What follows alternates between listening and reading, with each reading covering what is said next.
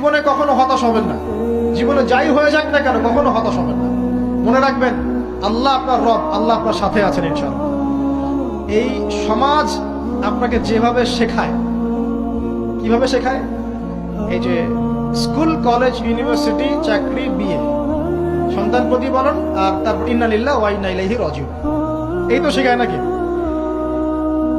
সবসময় মনে রাখবেন যে আল্লাহ রাব্বুল আলামিনের পরিকল্পনাই আপনার উপরে সবচেয়ে বেশি অগ্রাধিকার যোগ্য, সমাজের পরিকল্পনা নয়।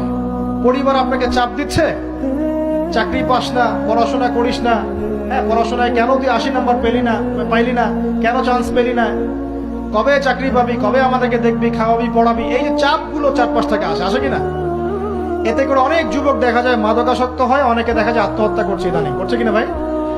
এই শব্দটা থেকে আমি এই পয়েন্টটা আজকে লিখেছিলাম যে ভুলেও আল্লাহর প্রতি বিশ্বাস এবং তাওয়াক্কুল হারাবেন না। সমাজ যেভাবে শেখায়, সমাজ চারপাশে যে চাপ আপনাকে দিচ্ছে, এই চাপে নিজে গা ভাসিয়ে দিবেন না।